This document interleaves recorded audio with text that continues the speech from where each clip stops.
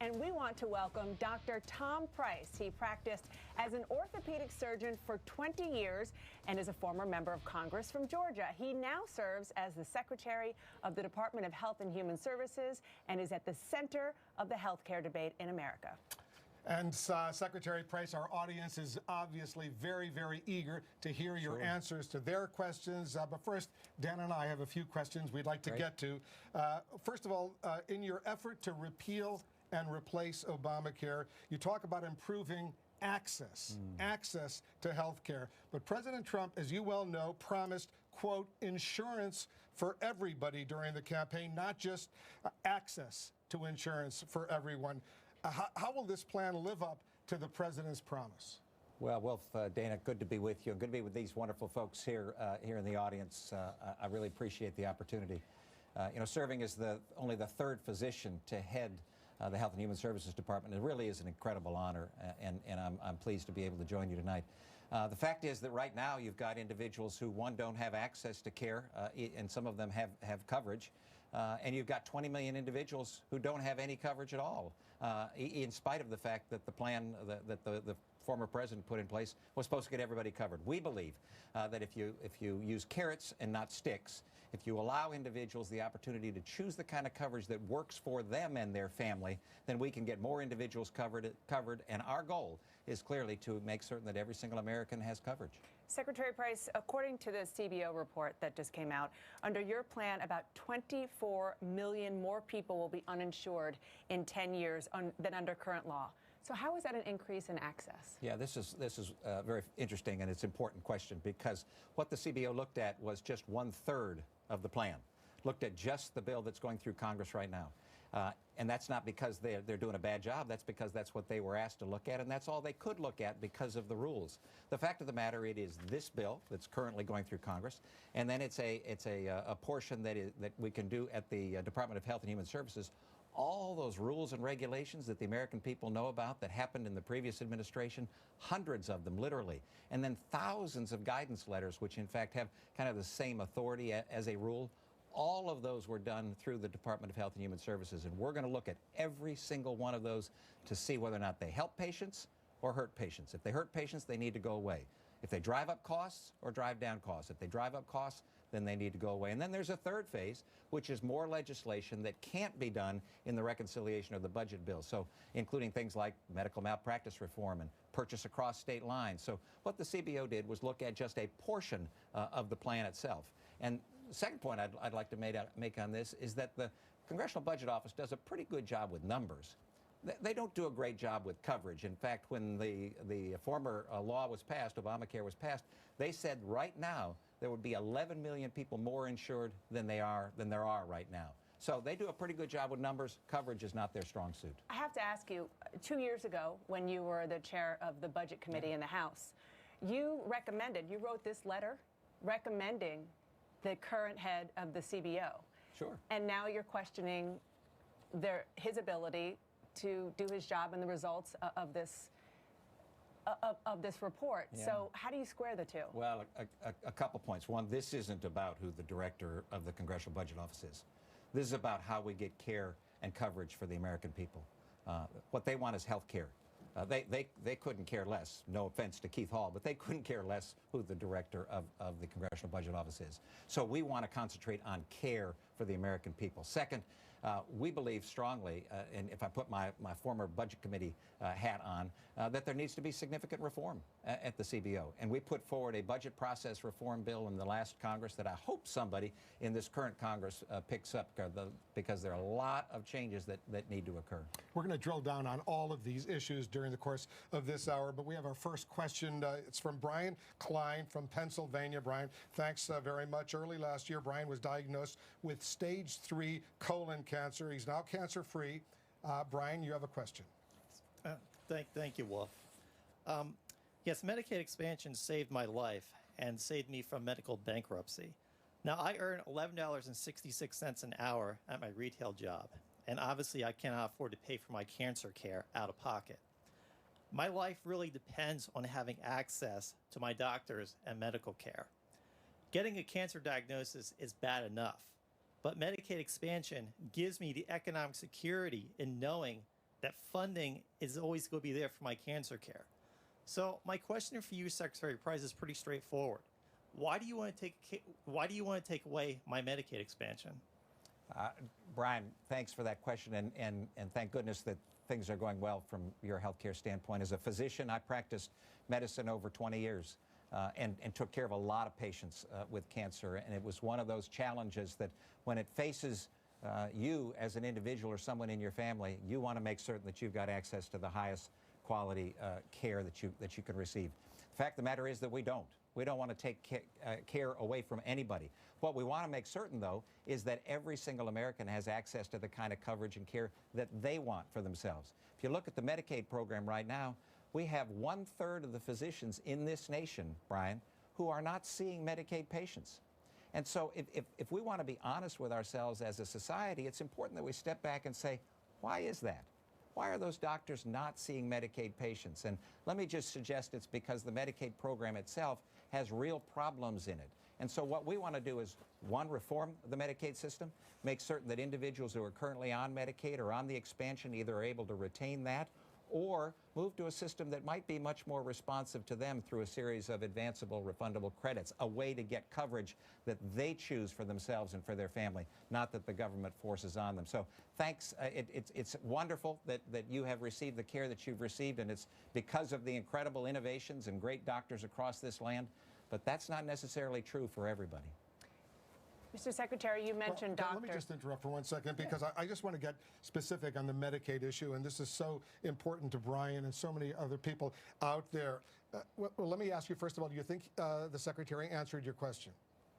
Unfortunately, no, I don't believe he did answer my question, Wolf, because, according to my knowledge, the American Health Care Act under the Republican leadership bill is going to sunset Medicaid, I believe, in 2020. Now, of course, you have a faction of conservative Republicans who want to sunset it even sooner.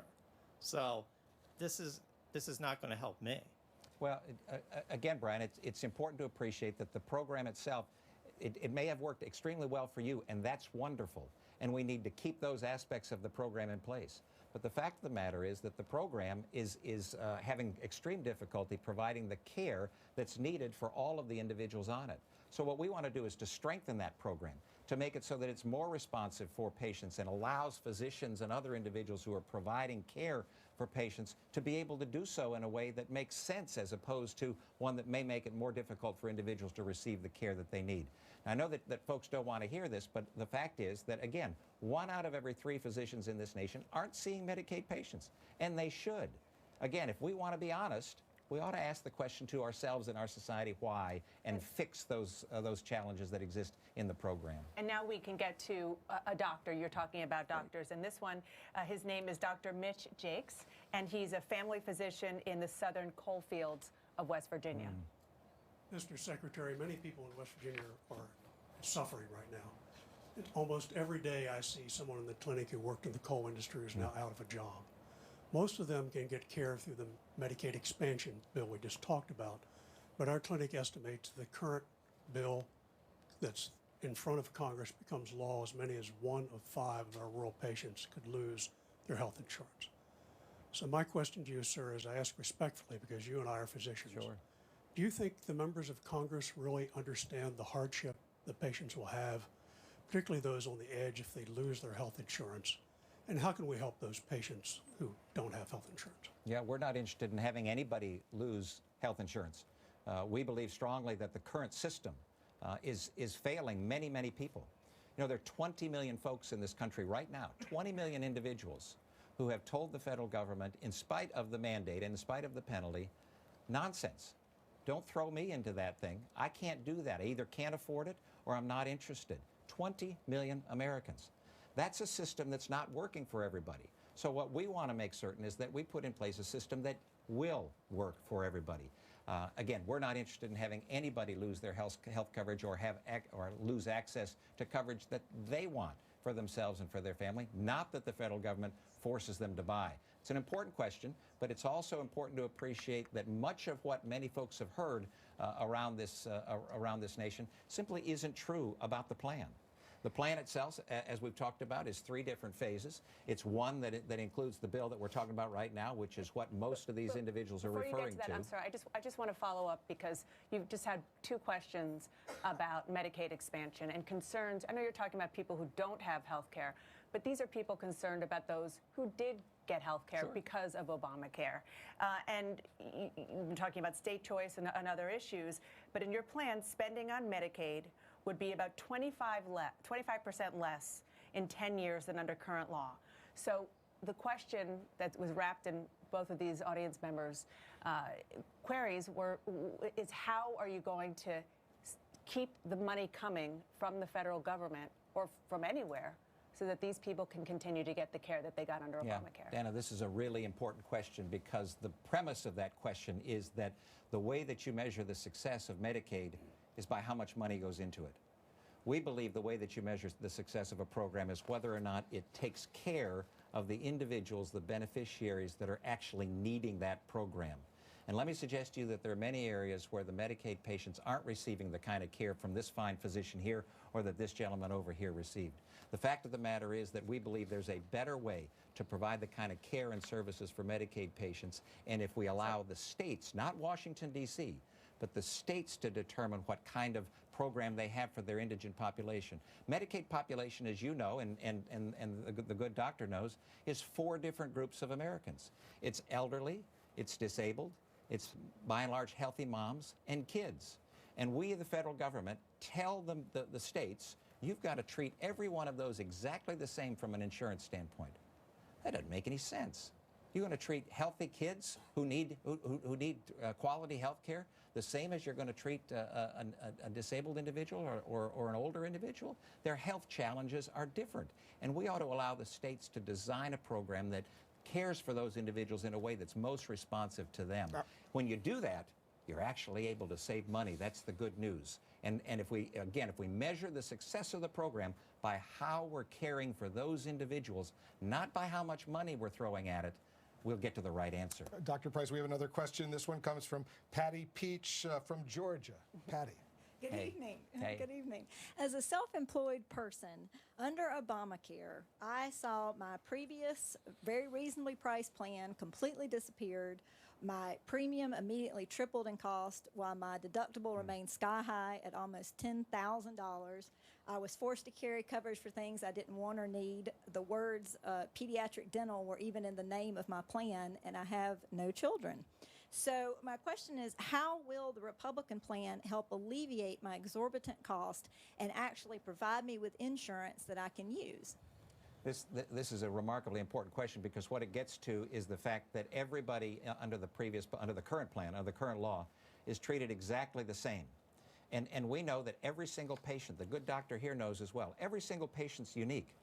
When I treated a patient with one diagnosis and another patient with the same diagnosis, the treatment may have been completely different because those patients are unique. And that's what we want is a system that recognizes the uniqueness of patients. And you can't recognize the uniqueness of patients by providing health coverage that's exactly the same for everybody, because that doesn't respond to the patient's needs. For you had a coverage, I suspect you had a coverage plan before that actually worked for you, was more responsive to the needs that you had. Well, and it was lower priced, where it's still a high deductible, but it was a much lower premium. So it was providing the kind of care that you desired at a much better price. Isn't that something that we ought to allow the American people to have an option to choose? Mm-hmm. That's what we're saying. It's not that everybody wants the coverage that you would have or that you would select, but it's that you ought to be able to select the kind of coverage that you need for yourself and for your family, not the federal government. If we can return these kinds of decisions to people so that the decisions are made between patients and families and doctors, not the federal government, we'll be in a much better spot. Mr. Secretary, we've been talking about broadly the cost of care and the cost of insurance. I want to turn now to Teresa Cagliari. She is a retired public school teacher from Staten Island, and she has a question about the cost for people in their 50s and early 60s who are not yet eligible for Medicare. Yeah. The AHCA hikes the cost of health insurance for millions of Americans, with the biggest increase for older adults like myself. Premiums and out-of-pocket costs will rise because the bill allows insurance companies to charge much higher premiums, 5 times higher, for people in my age group. How can you justify that change? Well, we justify it by the fact that insurers are leaving Obamacare, leaving the ACA in droves. We have 1/3 of the counties in this nation that have just one insurer offering coverage in the exchange. Have 5 states that only have one insurer offering coverage in the exchange. If you only have one choice, you don't have any choice at all. So the fact of the matter is that if we're going to have any insurers, and the ones that are remaining are saying, if you don't change this, if you don't stabilize this market, if you don't make it so that we can actually price to the risk of an individual, then we're not going to be able to stay here at all. So it's very possible that under current law, which is one of the reasons that the CBO has gotten this wrong, under current law, they don't take into account anything that's happening out there in the real world. The fact of the matter is there are going to be insurers that are leaving the market. We had 232 insurers in the insurance market last year providing health coverage in this nation, 167 this year.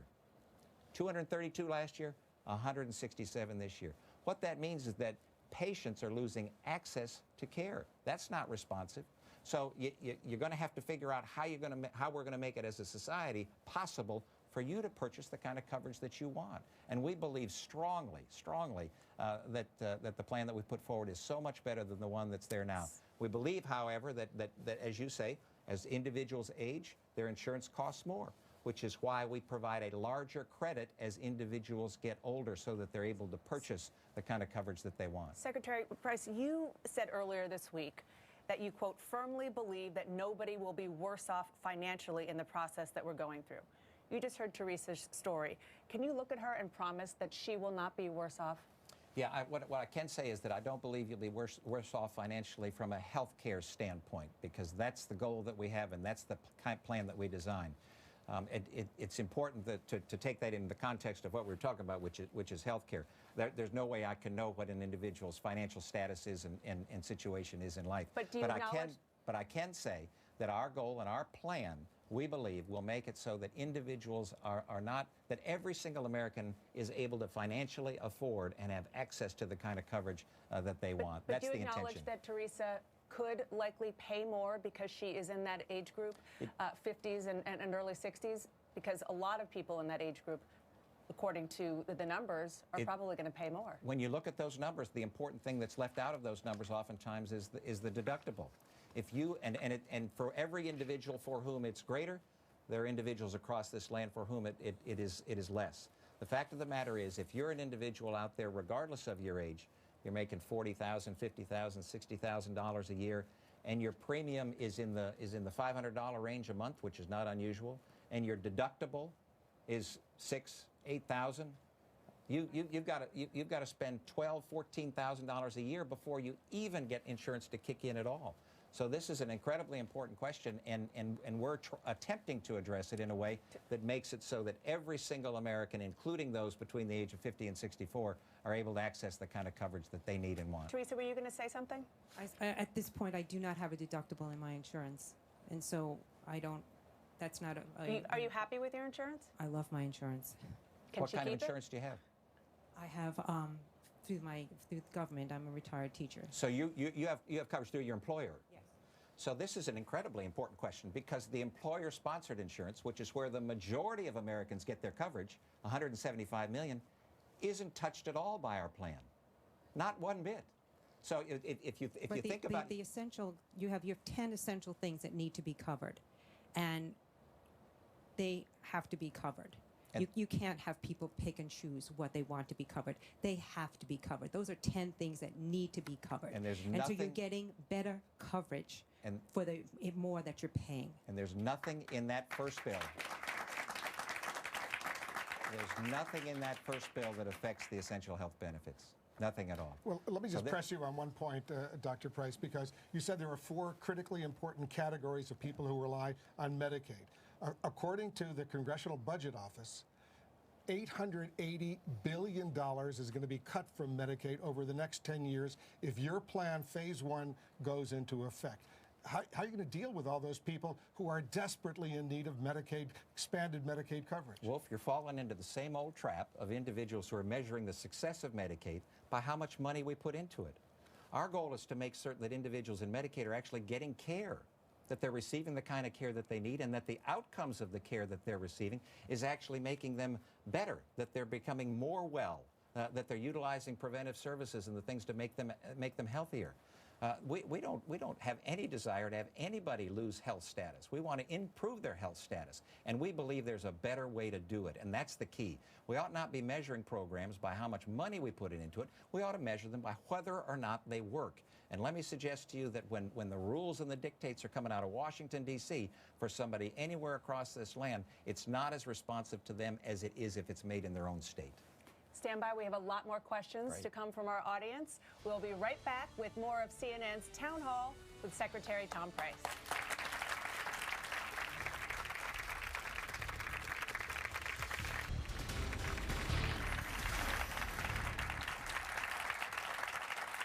Welcome back to the CNN Town Hall with Health and Human Services Secretary Tom Price. Thanks again for being here. Thanks, we want to Dana. go right to another audience question to talk about the opioid epidemic in this country. I want to bring in John Brogan. He's a recovering heroin addict who now works at a heroin addiction treatment center in New Jersey. John.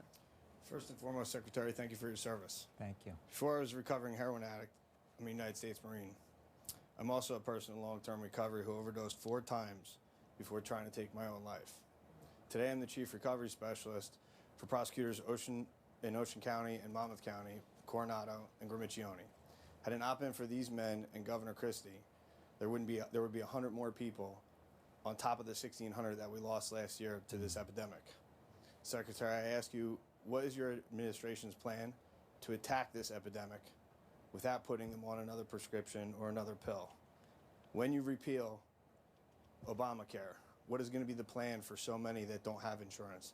Out of the over 100 people that we've helped already just this year alone, almost none of them had insurance to begin with. So that would be the main question. How do we help these indigent people that have nothing find a new way of life? Yeah, thanks for your service and congratulations on your recovery.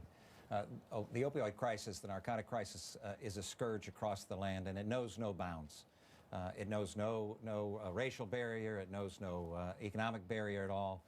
It's destroying lives, it's destroying families, it's destroying communities, and it has to be addressed in a very aggressive way. When I first got to the Department of Health and Human Services just a little over 5 weeks ago, I laid out 3 priorities from a healthcare standpoint for us to address, and we're going to do all that we can to put resources and research to make certain that we're doing all that we can. First is mental illness, second is childhood obesity, and the third is the opioid crisis. We all know folks that have had challenges from individuals either in our family or in our community who've had problems. And what we need to do is make certain that we're identifying individuals who are at risk. We need to make certain that we're identifying individuals who are beginning to fall into that trap and put the resources in place to educate them and make certain that we're showing them a better way. Once somebody falls into that trap, then we've got to make certain that we have treatment facilities and not just not jails. Jails aren't treatment facilities for individuals who fall into this this crisis and trap.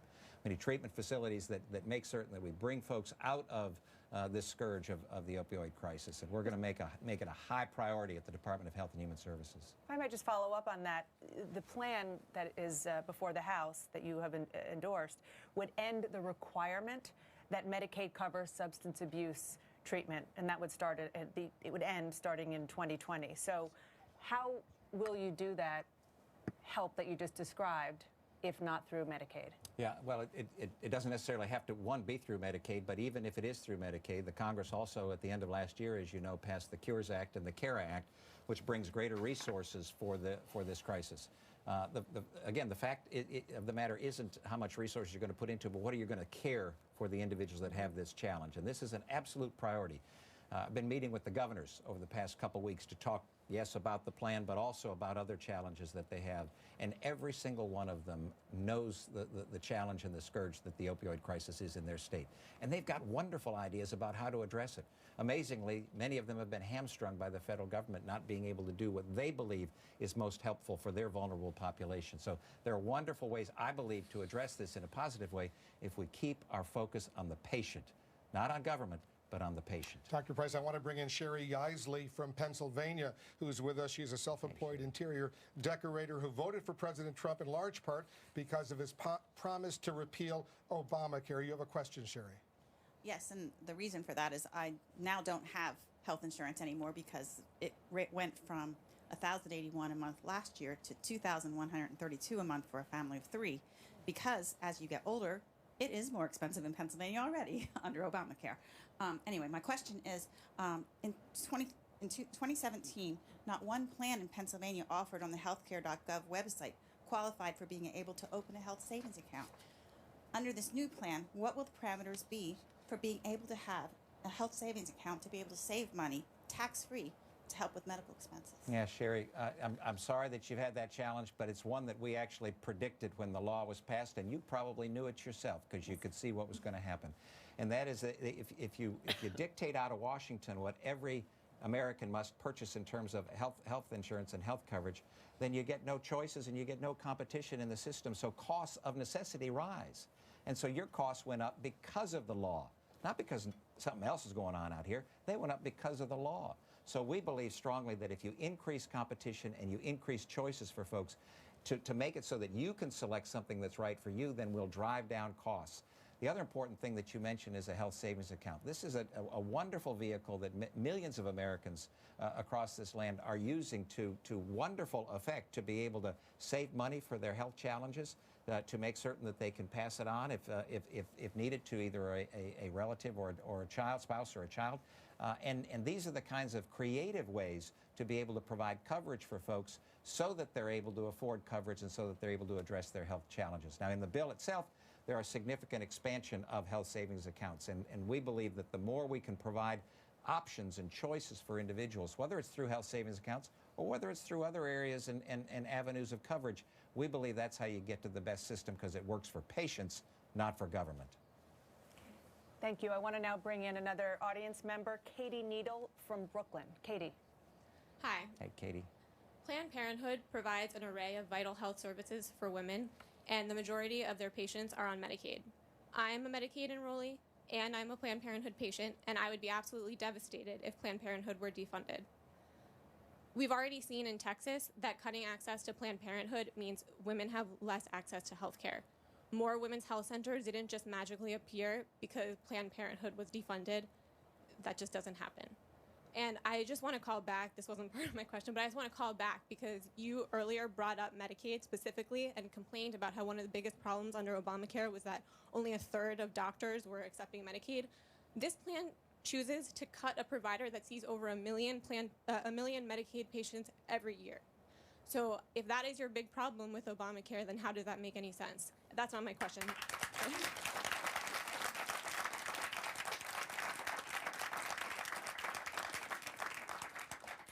My actual question is, how do you expect the millions of low-income women nationwide who depend on Planned Parenthood for these vital human services, basic needs, to access these things if Planned Parenthood is defunded? Yeah, this is an important question because the fact of the matter is that the American people have for decades said that they didn't want their tax dollars, their federal tax dollars, to be used for the provision of abortion services.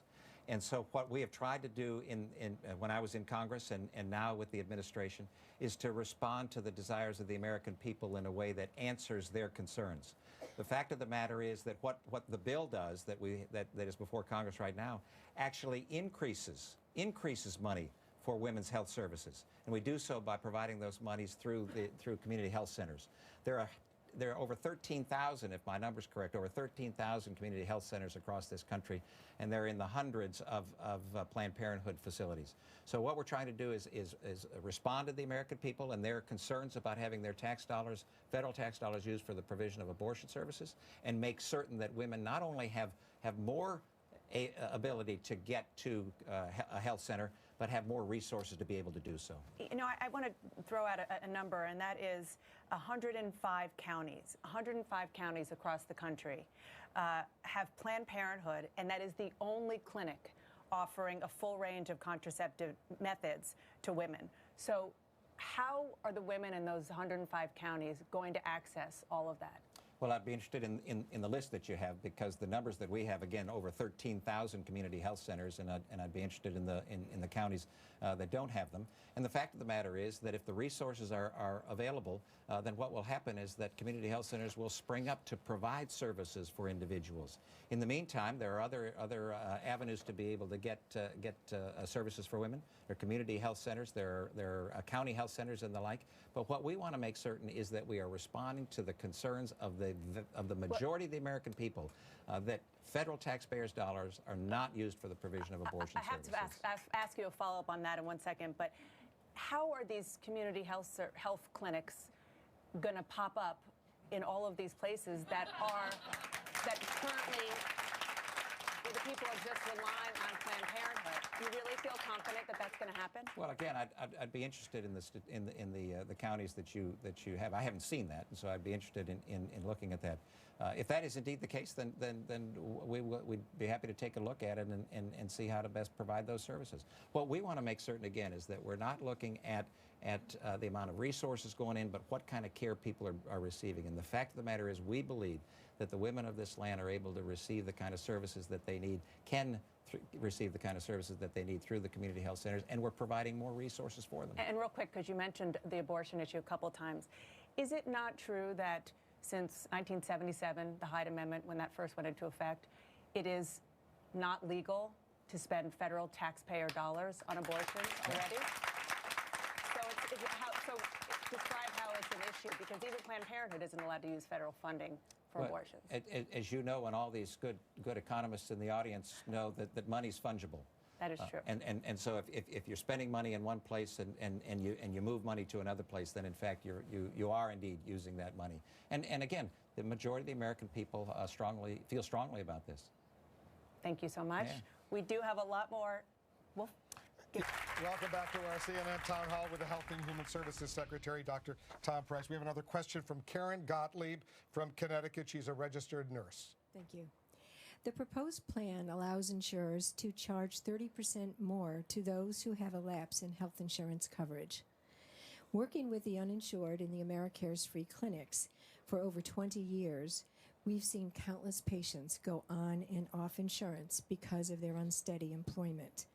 Many of our patients can't afford premiums due to circumstances beyond their control and often have to make hard choices. How do you plan to help our patients in this situation? Yeah, Karen, thanks. And thanks for the work that you've done as a nurse, as an orthopedic surgeon for over 20 years. I know how important nurses were to me in my entire practice, and so I appreciate your service there. This is an important question because it gets to the issue of how you're going to price insurance and whether or not coverage is going to be available. And we recommend what's called continuous coverage, which means that if anybody keeps coverage and goes to a different plan, that they have to be able to be covered by that plan. But the fact of the matter is that if you allow individuals to come onto a plan after they've gotten ill, then that changes the price point for what that cost is for everybody, not just that individual. And so what the plan recommended, and there's an ongoing discussion right now as to whether or not it ought to remain, but what the plan recommended is that we use something that's similar to what Medicare uses, and that if you don't sign up for Medicare, then there's a surcharge for signing up at a later date. And so it's the kind of incentive to try to make certain that individuals have an incentive to maintain the coverage that they have. It's purely for the insurance costs and drives down the cost for other individuals. But there's a problem here, Dr. Price, that your bill says there would be a 30% surcharge. 30% surcharge for anyone who lets his or her coverage lapse for 63 days or more. Senator Rand Paul, Republican, he says this is a mandate for insurance companies, which is part of the reason he is calling your plan Obamacare light. If people are penalized for not having coverage, isn't that a form of a mandate by another name? No, not at all. A mandate is when you dictate to somebody what they must buy, which is what we have right now. The federal government is telling every single American what kind of health coverage they must buy. You don't have any choices. You've got basically 3 plans that are available to you. That's what a mandate is. What this is an attempt to try to incentivize individuals from a financial standpoint to maintain their coverage, because when they maintain their coverage, they're able to drive down costs for everybody, and they're able to select the kind of coverage through our plan that they desire, not that the government dictates to them. So that 30% surcharge goes to the health insurance companies, not to the government.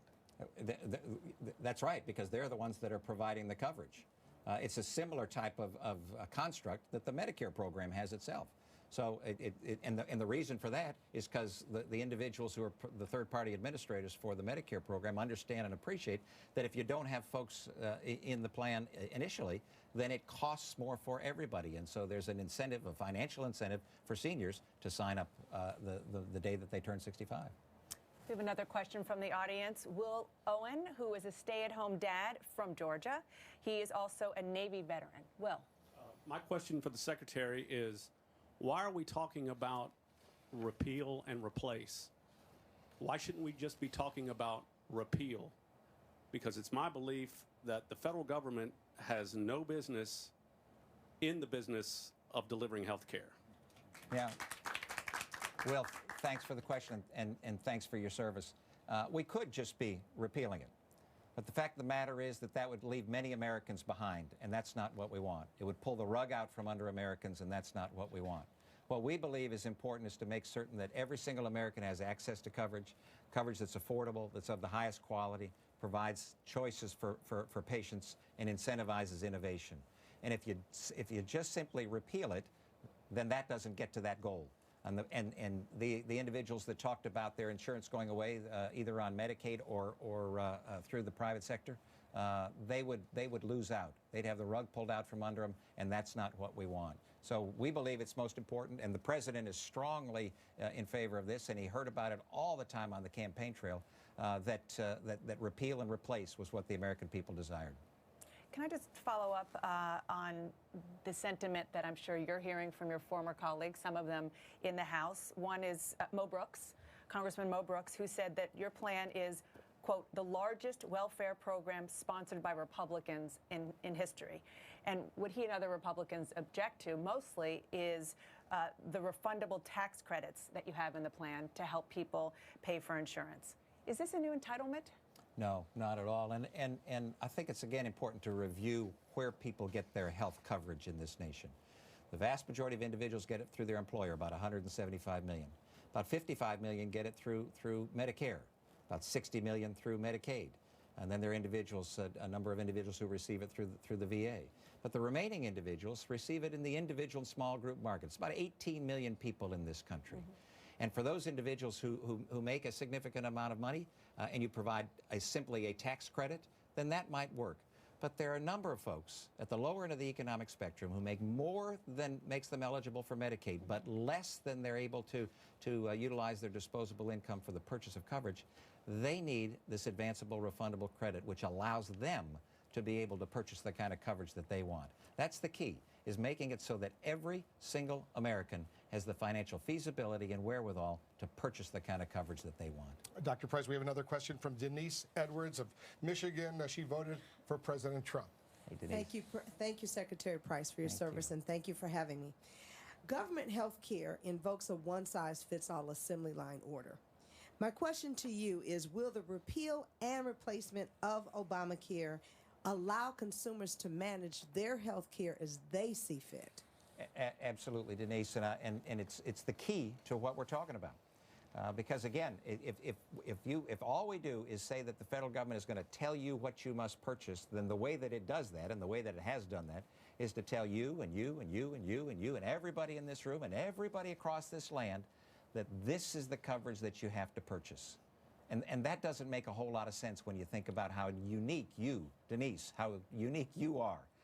And so what we believe is that you ought to, as a unique individual American, you ought to be able to be the one to select the kind of coverage that you want, that works best for you and potentially works best for you and your family. And that's what our plan's all about, is to make certain that we have the kind of competition, the choices available for folks, driving down costs, an array of opportunities for individuals to select the kind of coverage so that you are able to select something that works for you and everybody else is able to select something that works for them.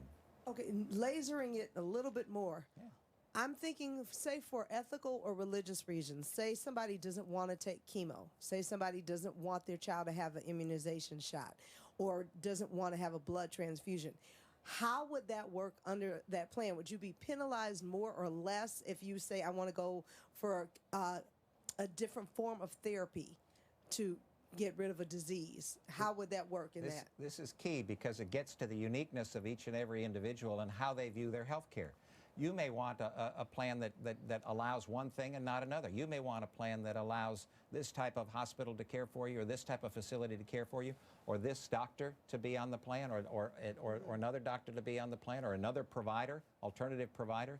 You ought to be able to select a plan that matches your needs instead of the federal government telling you this is what you got to buy, this is who you're going to see, this is where you're going to see them. Dr. Price, you're a physician. You believe in immunizations. You believe all children should get a shot for polio and other diseases. It's a different question. The question that she asked is should Denise be able to buy the kind of coverage plan that she believes is most appropriate for her? The answer to that is an emphatic yes. The question that you asked is what kind of health care ought to be provided to individuals, and there are certain things that we ought to do as a society, and we encourage. That's the kind of education that is so important for folks so that they know what's best for them and for their families. But should it be required, measles, mumps, those kinds of immunizations? I believe it's a perfectly appropriate role for the government. This happens by and large at state government level because they're the ones that have the public health responsibility to determine whether or not immunizations are required for a community population, whether it's growing kids or the like, or if there's an outbreak of a particular infectious disease, whether or not an immunization ought to be required or be able to be utilized. I want to bring in another member of our audience, Sharon Carbine, a semi-retired tax attorney from Pennsylvania. Sharon? Secretary Price, millionaires will receive about $157 billion of tax cuts within 10 years if the ACA is repealed. Are you willing to replace the ACA with a health care plan that will benefit all Americans, not just the wealthy?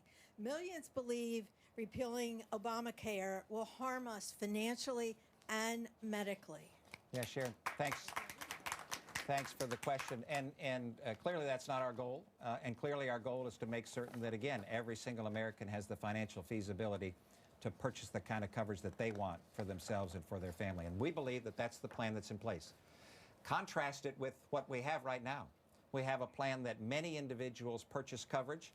They pay the premiums. They've got a deductible that won't allow them to obtain the kind of care that they need. And then again, you've got 20 million Americans who said, what the rules of this game are ones that I don't want to play. I'm not interested in having that. So they say, nonsense, I'll even pay a penalty. Pay a penalty. The government's forcing me to buy something, and if I don't buy it, I have to pay a penalty. I'd rather pay the penalty than buy what the government wants me to buy. Shouldn't we have a system that works for everybody? And that's the goal that we have. That's one tax issue. Another I have to ask you about is, in your bill, there is a tax break for healthcare company executives who make over $500,000 a year. Why do healthcare CEOs need a tax break? Yeah, I don't think it stipulates that it's healthcare executives. I think it's the level of income. If it's healthcare executives, then I'll take a peek at it. It doesn't make any sense. It is. I mean, it's in there. It talks about. I have it right here. I'll tell you what I think that is. I think that the previous administration singled out healthcare executives. You're absolutely right. And what they said is healthcare executives ought to be punished. Well, not punished, a limitation for wealthy people. It said Obamacare had a limitation for certain health insurance providers that exceeds $500,000 paid to an officer, director, or an employee. That limitation in your bill goes away, and it effectively means a tax cut for these people. You think about what this is, Dana. This is the federal government before saying to a certain sector of society, a certain individual, you can't make what that company is willing to pay you for your services. That doesn't sound like America to me. What we're saying is that we ought not single out certain individuals in this nation and have the federal government have the power to be able to say, you're going to be treated differently than that individual, even though you make the same amount of money. If we want a health system, or if we want an income system that taxes everybody at a certain income level the same, that's what I think the American system's all about. Well, but current tax system doesn't tax everybody the same. That people are taxed differently. At a certain income level. And the fact of the matter is what the previous administration did was to identify, you read it, identified individuals in a certain sector of our society and said, you've got to pay more than the guy or the gal down the street who's making exactly the same amount of money as you. That seems very dangerous to me. All right, Dr. Price, we have another question from Karen Santana. She's from Brooklyn. In 2013, at the age of 30, Karen was diagnosed with breast cancer, but she's now cancer-free, and we're very happy about that. You have a question, Karen. Yes. The proposed health care legislation requires that health insurance with people that have pre-existing conditions are still covered. However, if the mandate is removed, how will insurance companies be able to afford to pay for people with pre-existing conditions just like me? Yeah, Karen, wonderful news that you're now cured. That's great, and we used to celebrate that in our medical office when folks would get that wonderful news that had happened. The fact of the matter is that pre-existing conditions ought to be covered. We believe strongly, the president believes strongly, that nobody who gets a bad diagnosis ought to be priced out of the market just simply because of that diagnosis. That's a system that may work for government, may work for insurance companies, but it doesn't work for people, and that's the key. It doesn't work for patients. So when we drive down the cost of health coverage, then that makes it possible for every single American to purchase the kind of coverage that they want, and that's the key. If we continue down the road where we are right now, where costs are increased, you remember the line? If you want your doctor, you can keep it. If you want your plane, you can keep it.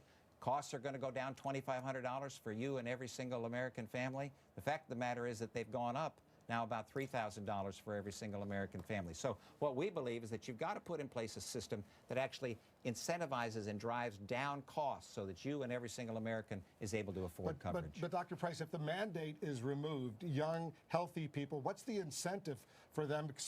The Speaker of the House, Paul Ryan, says everybody should be free to buy health insurance or not buy health insurance. But if young, healthy people don't have an incentive to actually buy health insurance, how's that going to work out for people who do have pre-existing conditions and rely on a lot of healthy people to do this? And how are insurance companies going to be able to take care of all these people with pre-existing conditions if young, healthy people don't have an incentive to go in and buy health insurance? So I think what you just said is that you want to force young individuals to purchase coverage so that they can participate in a government program. The fact of the matter is, the way that you incentivize individuals to purchase coverage, young or middle-aged or older. But a lot of these young people will leave the health insurance business to begin with if they're not forced to actually go out and buy it with an incentive like a mandate. It's an interesting perspective. I happen to disagree with it. The fact of the matter is that the way that you incentivize individuals, young, middle-aged or old, to purchase is to provide a product that they actually want. The reason young people across this land, by and large, are saying, phooey, that's not what I want, is because it doesn't serve their purposes. It's not what they need for themselves. So if we as a society and a healthcare financing and delivery system say, we're going to give you an array of options. In fact, we're going to actually tailor a system that will be able to provide you the kind of health coverage that you want, not that the government forces you to buy. Very quickly, Karen, you wanted to respond. I want to say that when I was diagnosed, I was 30 years old and, in the prime of my life, and I had a 9-month-old son. I never thought, I was very young, I never thought I was going to be diagnosed with this, especially at such a young age. And I know people that are in their 20s and are diagnosed with very severe diseases. And we want them all to have health coverage, every single one of them. And we want to make certain that they have the financial feasibility to purchase the coverage that they want.